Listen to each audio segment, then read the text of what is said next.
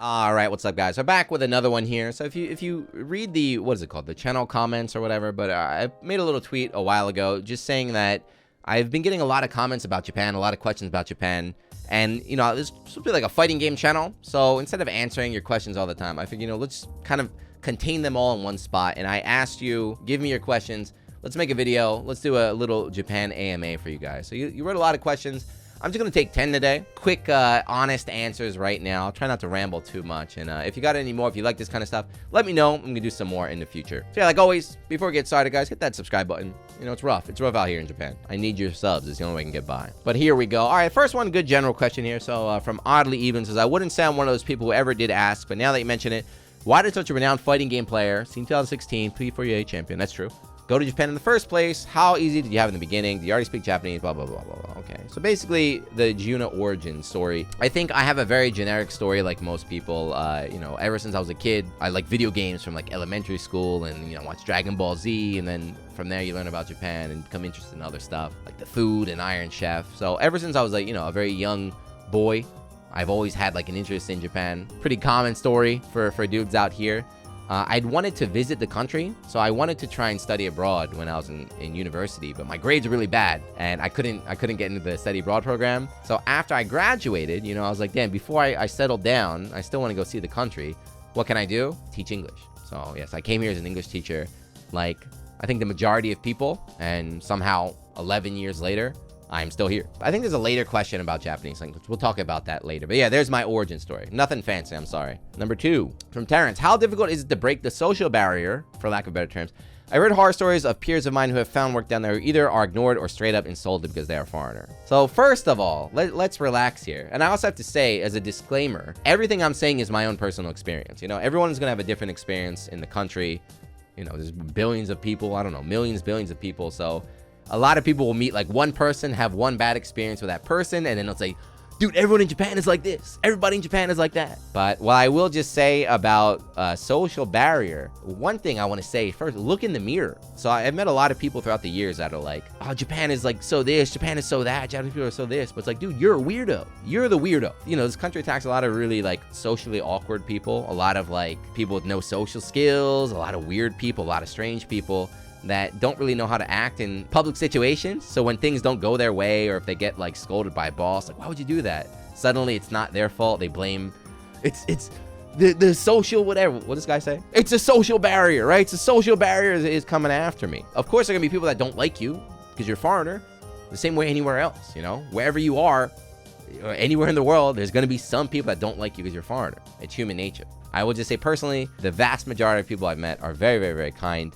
But it's up to you, right? Some people will just wait. You know, they feel like they come to Japan, I'm just gonna wait. People are gonna come to me because I'm special. Like, I don't make any friends. Japanese people are so, they're so cold. It's like, no, you have to go out. If you wanna make friends, if you wanna meet people, you have to go out. You have to take that first step. And, you know, but yeah, work on that. If you're having problems, just be more social. Have a drink. Number 3. So, hey, Jiyuna, hope your day is going well. My question, how realistic is it for the average person to move to Japan? I've heard that the requirements are pretty strict for a Joe Schmo like me. Okay, so yeah, the requirements are very strict. You can visit, of course, but to stay, my understanding is that you need a visa. So you need a visa, and to get a visa, the requirements, basically you need to have a college degree. For a lot of the visa things, you need a college degree, a bachelor's degree. So that gatekeeps a lot of people. The good news is you have a bachelor degree, it doesn't matter what it's in. You know, you could be whatever. Bachelor degree in, I don't know, basket weaving or something. But as long as you have that, it's easier for them to give you the visa. So if you're an average Joe Schmo with a college degree, if you just want to get in, you need a job, teach English, man. I'm sorry. It's not a glamorous life, but that's all you want to do is get your foot in the door, which I don't recommend. You should have a plan, but it's pretty easy. Without a college degree, it's going to take luck. You're going to have to find somebody that can sponsor you, because it is possible. It is possible without the college degree, but the major companies require that. You're gonna have to like either know somebody, or you're gonna have to find like a small private company that's willing to take a risk on you. So it's quite hard. Or you could go down the bad route and rush and get married and then end up unhappy, but hey, at least you got a visa. Number 4, Shadow Man. Personally, I'm curious, what is the best way to find work in Japan? I have a BA in computer science and I've really wanted to try getting a job there. Best way to find a job. Okay, as I said in the last one, so teaching English is like, that's the easy go through for most people. It's very easy to get hired as an English teacher. But basically 2 routes, I want to say. There's the English teacher route, and then luckily for you, Shadow Man, there is the computer science route. So computer science is a very big industry here, especially in Tokyo. They're always hiring people. You know, they're always hiring people from around the world. So I asked some of my computer science friends, how did they get their job? And there's something that is called the Boston Career Forum. Look it up, the Boston Career Forum. It's where they go to hire foreign workers that are good at that stuff. And it's a bonus if you have Japanese skills, but it's not necessary. They're hiring you for your computer skills, not your ability to watch Naruto without subtitles there. And I guess I'll give an answer too. If you're not a computer science, if you just want to come here as an English teacher, you got to go with a major company. I think JET is the most attractive one, but it's also kind of hard to get into, and they send you out to the countryside. Look up the difference between Eikaiwa. So Eikaiwa versus ALT. So Eikaiwa is like, for example, there's a big company, the one I use is called ECC. That is more like a private English school where you do smaller classes with adults of all ages, really. And then the other one is ALT, which is assistant language teacher, where you actually go out to the schools, like, you know, like a middle school or high school. If I had to give you a recommendation, I feel like the Eikaiwa is a bit more fun. Not fun, but a bit better because you work from 3 p.m. to like 9 p.m. So you can have more of a social life. There's no need to wake up really early to go to like first period. If you're only here for a year, I would say do Eikaiwa. All right, anyway, that's enough. Bob Jones. How important is Keigo in Japanese companies? The concept of having to learn was essentially, kind of terrifying. All right, so Keigo, if you guys don't know what that is, it's a very, very, very formal type of Japanese that's mainly used in business situations. And it's like, you know, words and you know, phrases that you only use in these specific situations. And there's like different levels of, what's it called, respect and stuff. It's quite difficult. And even, you know, that's a common complaint out here. Even like native young Japanese people can't use Keigo. So what I want to tell you from my experience is don't stress it. You know, Bob Jones, they're not hiring you. If you do work for a company out here, they're not hiring you to be, you know, the Keigo expert.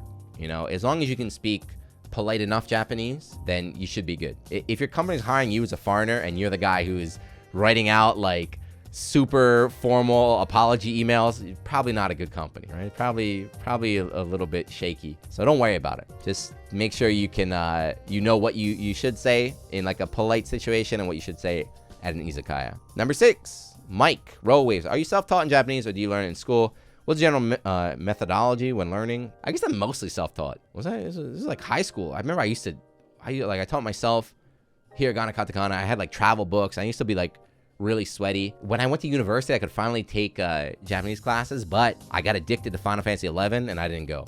I was a horrible student. I failed so many university classes. Then when I came here, I was really, really sweaty. So I have this, my little kanji study book right here. You see just grind. So I used to be pretty sweaty, but it was all self-taught. Now, the thing is, it's very different living in the country because just naturally you learn the language. If you have a little bit, naturally you just pick it up, you know, from hearing every day, watching TV, seeing signs. I guess it's a mixture of self-taught and living in the country. I will say though, it's very easy. It's a lot easier now for you guys because it's become more like global and the internet and everything. My one big tip for learning the language is just you have to use it. Some people be like, I don't have a class, I can't go to a class or something. You don't need a class. I had a pen pal. I remember I used to have pen pals. I used to practice writing.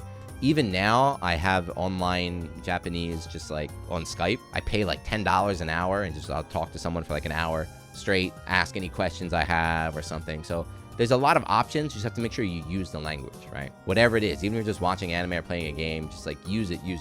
You'll pick it up, trust me. Number 7 here. What is considered minimum wage in your area? That's an interesting question. What's considered rich or wealthy? Minimum wage in Japan is what, like $10? It's like sen, like about $10, but there's a lot of jobs that will pay more, like $12, $13, working like convenience store. If you work at night, the general wage is pretty good. And because of Japan's very aging population, you know, very, very old country, there's a lot. In America, it's like a work shortage right now. Japan, it feels like always is a work shortage. Every place I go, there's always signs saying like, we're hiring. So I don't know why you're asking. I don't think you're going to be getting a job as like a waiter out here. Who knows? But there are a lot of, I don't know what you want to call them, not part-time jobs, but a lot of jobs available for different stuff, like convenience store, restaurant, cafe, stuff like that. What is considered rich or wealthy as well? Come on, who cares? It's about good friends. That's all you need. You got good friends, you're rich. That's all that matters, right? Are the insane work hours also expected for foreigners? Also for drinking with coworkers, can you opt out or would that be rude? Again, it's all very situational. You know, everyone's got a different experience. I would just say personally, for me, I've never been forced to do the crazy hours. When I used to like teach, I remember they would tell me, oh, you don't have to come in. That's only us. You just come in for this and then you can leave and it's no worries. So I'd feel guilty. I'd be like, word? You guys are going to be here another like 6 hours? I'm going home. They're like, yeah, don't worry about it. Like, you're just a part-time guest. So I was like, all right. But yeah, I've never had to deal with those crazy hours. This one, though, for drinking with coworkers, can you opt out or that'd be rude? You can opt out and it would be rude. So that's it, you know? It's rude. It's expected that you go out, but you don't have to go out. But it will hurt your standing. You ever play Persona, you know? It's just like Persona. This kind of just like Persona 5. Your relationship chart. You might take a hit if you don't go out. The worst thing about going out, though, you have to pay. Depending on your job, you know, if it's like a rich boss inviting you out and they'll pay for you, that's cool. But some places, like when I was a teacher, they'd be like, hey, we have a school party. It's $30 a person this Friday. $30 is a lot of money. I had no money. I was like, damn, I'd pay $30. So like, I'd go, I'd pay $30. I'd be crying. I'd be like, oh my God, it's my money. So I'd drink and eat as much as I could to make sure I got my money's worth. But yeah, it's kind of like, it's not forced, but it's forced. That's a very common theme, I would say, in this country, is things aren't forced, but you should do it. That's the best way I can say it. All right, here's another one from Brandon Bunch. Has your taste in food changed since moving to Japan? What are some recommendations you give tourists in terms of food? Absolutely. Whenever I go back to America now, I feel sick. The American portion size and like American just like food, like just how heavy it is and like how unnecessary a lot. Like, why would you deep fry that? I feel sick. But like, that's what I grew up eating. It's definitely changed. It's definitely changed.